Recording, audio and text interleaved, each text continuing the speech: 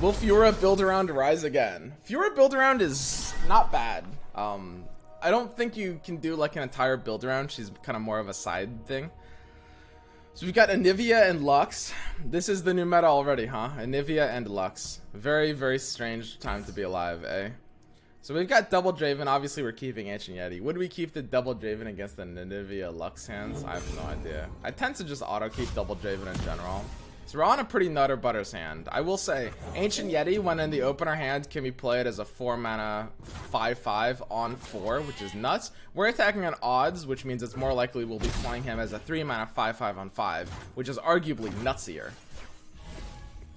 God, what a crazy card. By the way, I'm not sure how I feel about Katarina. We'll see. I put her in the list. I mean, she got buffed. So her buff is that she creates a fleeting Blade's Edge, which is pretty sweet. It's pretty sweet. Like, look, I can just kill this sentry right now. Like, do you guys, that's so valuable. I don't think that's worth it over just playing Draven, but that's so valuable. The fact that I can just kill this for free, and then my attack just gets better.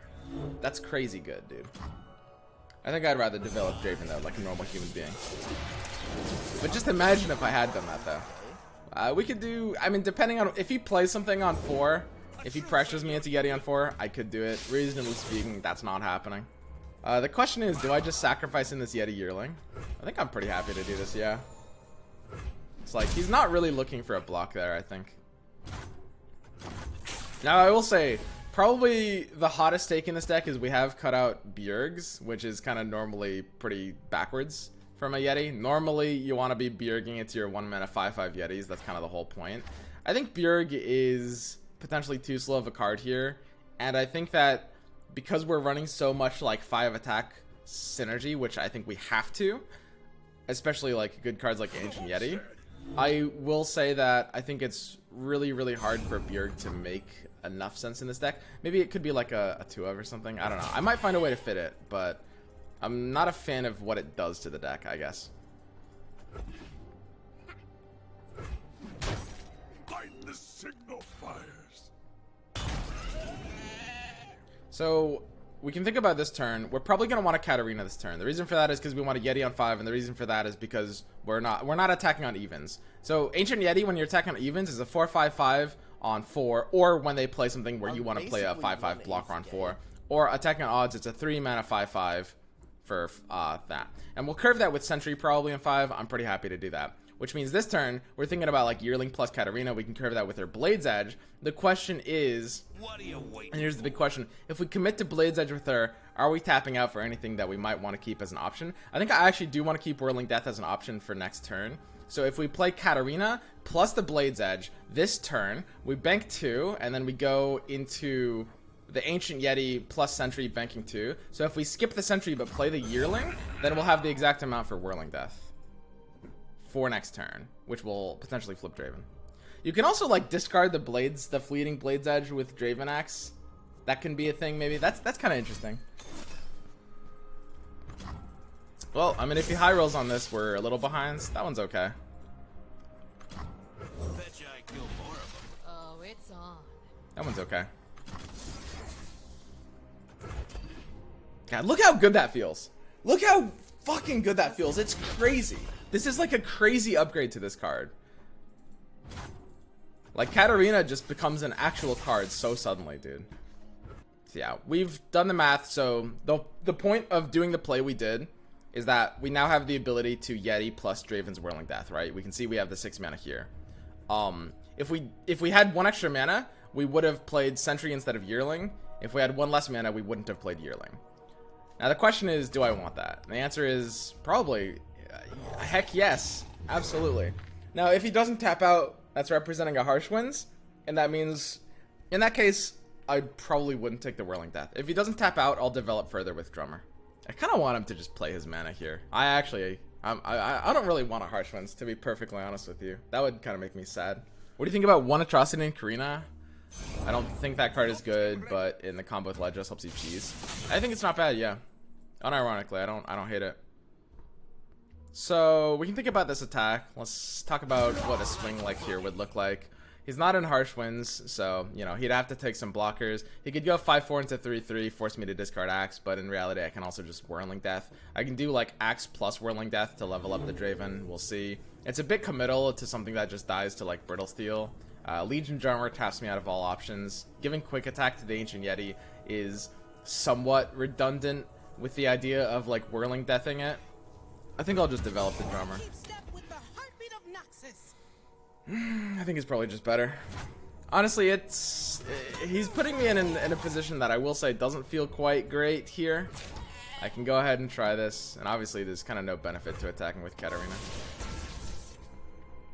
I mean, he has some good blocks. It's a fight they want. 5-4 into 1-2. Now that's pretty shocking. I think the 5-4. I mean, he's a little scared to block the Draven here. I kind of didn't. I would say, in a deck where I can't really have good discard targets with Spinning Axe, and where I had a 3-card hand, like I have 3 cards non-Axe, I definitely would have blocked the Draven here. Because, like, he can make me do a very, very, very uncomfortable discard, and that's valuable. When I have a 3-card hand, like, the way to think about hand as a resource is that it has diminishing returns, like every resource, like almost every resource, right? So it's like, if I have a 3-card hand and I discard to a 2-card hand, I'll really feel that. Like, that's a pretty big deal. And, I mean, he knows these are colors where I can't really have a good discard target. What if you had Vision? But this deck shouldn't reasonably be running Vision, and even so, I mean, it's not going to be something that upsets that board in a crazy way either. I think Vision is basically just like a Spider's card, in my opinion. So, we want to make sure we're curving for, like, Whirling Death is probably the most important thing, because we can kind of threaten the Lux. Now, the question is, could we do that? If the Lux attacks and we block with, like, Ancient Yeti with the Whirling Death, is that going to be enough to make it uncomfortable for him? I'm not 100% sure. Now, we're very much the aggressor. We don't really lose value to giving him an attack. And I want to respect him. I don't want to, like, do anything weird just because I hope that he'll misplay. I'll just play the hard card like a normal human being. Like card advantage, health is also a resource that has diminishing returns. We don't really need 20. I'm pretty happy to just chill here. I'm pretty happy to give up Katarina. If he's going to use, like, a value challenger on her and it's going to trade, I think that's totally okay. I mean, we don't have the ability to save her anyway, so there's not really anything we can do. Unless we wanted to, like, Spinning Axe her and discard something last turn, which I really didn't want to do, but I can't be 100% sure that wasn't proper. I mean, I can be pretty sure that wasn't proper. I don't think that was proper. He taps out entirely. That's pretty interesting. I mean, we don't really have a punish for that. I'm pretty happy to just take it. We just want to make sure we're getting, like, a good draw. And of course, you know, I mean, if you want to, you can do a weird thing with, like, double axe on Assessor. You're into second Whirling Death. It looks like an open attack into potential follow-up with Assessor. The one scary thing about this open attack is Harsh Winds, but if he taps out for Harsh Winds, he leaves me a really, really, really powerful Whirling Death. Like a nuts double Whirling Death. And that feels really, really, really good. Attack order shouldn't matter in a situation like this. It shouldn't. Would you suggest shaving champion wildcards for new expansions or using them now to craft some new decks? I'd save. See, this is great. He's tapped out. He has 1 mana, which gives him one option, which is basically Elixir of Iron. That's kind of his one option. So what we can do is we can take this Hearthguard, we can buff it with Spinning Axe, and then we can Whirling Death and threaten the Lux. And we can also threaten the Lancer. And that's really, really big. So the question is, do we think he has that card? Because if we think he has that card, we could do... We have an option to do something kind of weird. I think it's a little too trolly.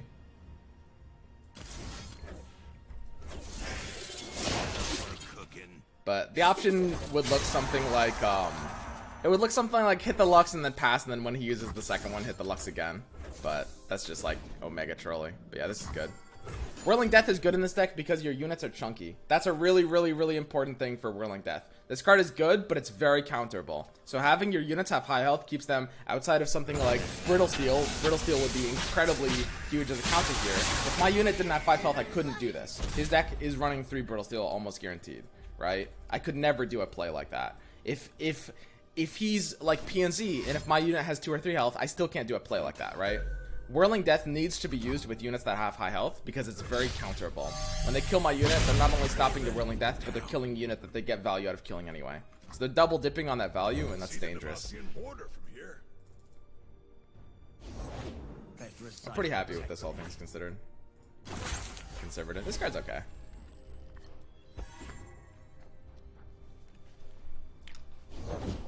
Magic is insidious. So we stay vigilant. So the question is, do I go for like a triple draw with Assessor? I think I might. I mean, my Yeti gives me even more odds of hitting a top deck. Do I need this as a blocker? If he's about to swing into me, I can't block him until I play Assessor. But I think a normal human being would never attack here. I think it doesn't make any sense for him to try to attack here. We're a bit more mana efficient. He's at low health.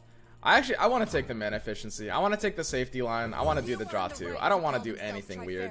This game is likely to end a little too fast for me to try to play this like weird long-term, like potential 3 draw, huge punish if he swings here, which I don't think, it wouldn't make any sense to attack there, except for like putting me on this exact hand state.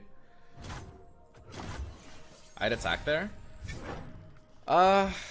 I mean, you're not devaluing very much by attacking there. So now I can play Kato, and Kato will likely give me a victory. The one thing, of course, is that if he passes back, he could be on Judgment, and it's definitely a very bluffable Judgment spot. So it's a little spooky. Is it me, or does stream have low volume? I think it is. I think it is a little lower than it normally is. I might be able to turn it up a bit. Well, that's scary, man. That's really scary. Well, so that's the Judgment threat, right? That is the Judgment threat. You can attack with 2 units and break the Judgment. Well, I have to. I have no choice. I can't do a bigger attack here. I have to just like slow play this. I was thinking 3 units is good too. You could just do something like this. I mean, one of them was Sentry wants to attack for sure. I don't really mind this. He kind of has no good blocks now. I'll do it myself. I want to force it out. I give you muscles. We'll see. Gives him 6-5. I think I was supposed to attack with like probably Hearthguard instead of Assessor. But I think I have to attack with 3 units here, because I think if he has Judgment, I want him to at least use it this turn. And I have like good basically replenishing tools in this hand. We're kind of on a clock. Like, or at least we should assume that we are. We're not really looking at like super long-term value here. So yeah, we've got to be a little aggressive. We can't just like dick around. So soon. And this is the power of Ancient Yeti. The reason Ancient Yeti is a better card than it looks is the same reason that Plaza Guardian is a worse card than it looks. In reality, like, mana is an early game resource. So the fact that I can draw this late and it still feels fine, I don't really care that it's costing me 7, is good. That's a very good thing. I don't know. I mean, there's a call to not fill up the board if I draw like a second Assessor. Or maybe something weird like a Katarina, I guess. Got nothing to do with this game, but how about the old Fiora River Shaper combo? Do you think that could still work? Nah. I think that was kind of a shit combo, honestly. I don't think it was really good at the time. It had like a high win rate for like a week. I climbed a bit with it. Tides did well with it at the time. It was looking good for like a week, and then people realized a bit how to play against it, and it also just like started sucking. So it's a sick Ruination. It's kind of like a well played. Where's the well played emotes? This is GG, but like, you know, I guess Heimerdinger. Guy's a mega mind. Unironic Ruination. Only the true big brain can take the Ruination as the Demacia Freljord Mage Seeker. What are you gonna do? I mean, he's just a sick player. It's fun. I do that all the time. I Mage Seeker into Ruination all the time. It's just something that sick players do, man. I've played Mage Seeker like twice. Should have played around it. I don't know. I think Mage Seeker Conservator is unironically a pretty decent card. It is. The biggest thing about Mage Seeker Conservator is you can play it on turn 1, and then you can have it die on 3, and then you can Remembrance on 3, and then you can pull Radiant Guardian, and then you can get the big payoff off, or yeah, Remembrance off of Radiant Guardian for lifesteal. Now, one of the problems with that is, like, you're not triggering Mage Seekers because your Remembrance is 5 mana, not 6, but this is also part of the reason I don't really like Mage Seekers, because they are actually less valuable than that, I think. Thinking about an attack. Interesting, interesting. Noxus, Swain confirmed. Yeah, I think they did confirm Swain, right? Oh, God. I mean, I have no choice but to open attack, I think. It's like, he's got so many options he could be on, man. The odds of this attack improving off of Glory Seeker are just like, are just really nothing. Let's do this. And there's a chance I could actually need to use both Axe and Elixir to take it here. I just have to, yeah, I have to open. We'll see. Like, for example, if he does, I mean, if he does do some weird judgments, like, he kind of, if he does a block on Yeti and then stops the Draven, then I need to Axe the Yeti, and then my win condition might involve keeping the Yeti outside of certain ranges. Now, I could have pre-Elixir of Iron to devalue Brittle Steel. That might have been a misplay already. Because Brittle Steel is something that's actually quite likely for him to have. Wow, I think that's right. I think I did actually misplay that. I was supposed to Brittle Steel the Draven before I swung in, just to make Elixir of Iron not work on that combat step. It's so likely he has it in his hand on a deck that should be running several of them. He hasn't really had huge opportunities to use it, so it's like it can easily be in a hand like that. And the odds of me needing the flexibility or surprise value on Elixir of Iron are really low. Like, the odds of me getting rewarded for saving Elixir of Iron and then using it on Ancient Yeti afterwards is just like, that would have to be a very specific subset of events. So we misplayed that. Okay.